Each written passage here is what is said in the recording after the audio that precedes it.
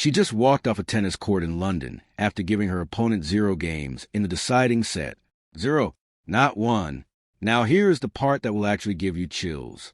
Exactly 1 year before that afternoon, on a different court in a different country, that same opponent was the one holding the trophy that should have belonged to Alex Eala.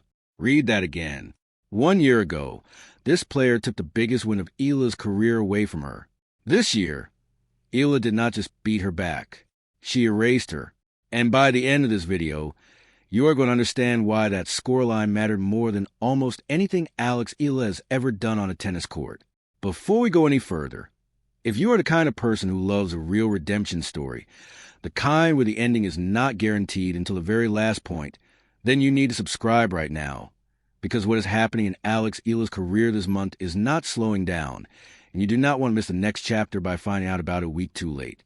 Hit subscribe, turn on notifications, and let's actually unpack what happened. Here is why this particular win should not have happened the way it did. In tennis, revenge stories almost never end clean. Players usually get one shot at closing an old wound, and the weight of that moment makes their hands shake instead of steadying them.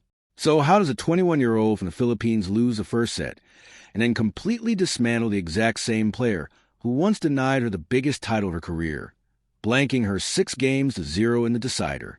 Everyone online is celebrating the scoreline. Almost nobody is asking why this particular win against this particular opponent on this particular day mattered more than any other result in Alex Eala's young career. This was not just a second-round match at a Grand Slam. This was the closing of a wound that had been open for exactly 370 days. And to understand why it hit that hard, we need to rewind further than most people realize, all the way back to a courtside interview in Miami that nobody outside tennis circles even remembers happening. Picture a Wednesday afternoon in Miami. A 19-year-old wild card, ranked so far outside the spotlight that casual fans had never once heard her name, walks out to play the biggest match of her life against IGA Swiatek, a former world number 1, a 5-time Grand Slam champion. Nobody expected a teenager who needed a wild card just to enter the tournament to have a chance. Eala won 6-2, 7-5. When the microphone reached her afterward, she could barely get the words out. She said she felt like she was on cloud 9, that she could not process what had just happened. If you watch that clip today, you can see it on her face, that this was not a manufactured viral moment. This was a kid who genuinely did not know what to do with the things she had just accomplished. That single detail tells you everything about who Alex Eala actually is. She is not a product of hype. She is a product of relentless, unglamorous work. Now rewind even further. Because the real foundation of the story sits years before Miami, when a teenage Eala left the Philippines behind to train at the Rafael Nadal Academy in Mallorca, Spain. Think about what that decision actually cost a kid, leaving your home, your language, everything familiar, to chase a dream inside an academy built by one of the most relentless competitors the sport has ever seen. There's a photo from her graduation day there. Eala stands in the middle holding her certificate. On one side, Rafael Nadal. On the other side, IGA Swiatek, the woman who gave the commencement speech that year.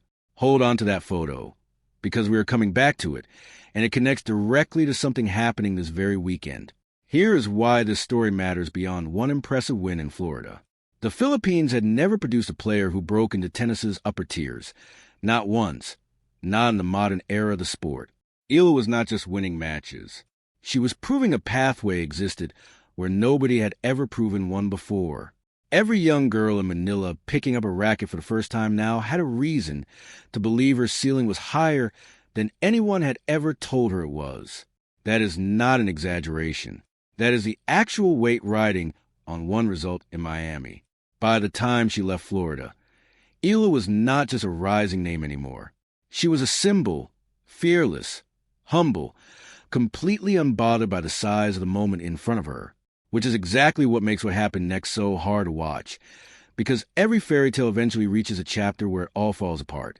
And for Eala, that chapter arrived faster and hurt worse than anyone could have predicted.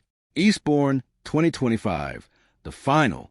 For the first time in her career, Alex Eala stood one match away from her first WTA Tour title. Grass courts, an English summer crowd, Everyone in that stadium sensing they were about to watch history happen live. Eala built an early lead with the same fearless aggression that had taken down a Grand Slam champion months earlier. Then came the third set. She reached 5 games to 4, 1 game from the title. She reached 6 games to 5, 1 point from the title, twice. Read that again, not 1 match point. For match points. For separate chances to close the door on the biggest achievement of her career. What does it actually feel like to stand that close to history 4 different times and watch it slip away 4 different times? Her opponent, Maya Joint, saved every single one. Not through luck, through pure survival instinct, point after brutal point, until the set was forced into a tiebreak that stretched all the way to 10 points. Joint won it 7 points to 6. Final score 6-4, 6-7. No trophy, no title. Just a 19-year-old standing on the wrong side of the net, watching someone else lift the thing she had come within 2 points of winning twice. This was not Eala being outplayed. This was Eala doing almost everything right, building the opportunity with her own hands, and then watching it dissolve in a few unbearable minutes. And here is the part that should genuinely unsettle you. Losses like that do not stay in the past. They follow an athlete into the next tournament, into every tight third set that comes after, into every moment a scoreboard shows them close to victory again. Somewhere in the back of her mind, every close match afterward would carry a whisper asking if this was a moment Eastborne happened all over again. And here is the coldest part of this whole chapter. Nobody could promise Eala she would ever get the chance to face Joint again with something this significant on the line. Tour schedules do not guarantee rematches. Careers do not owe anyone closure.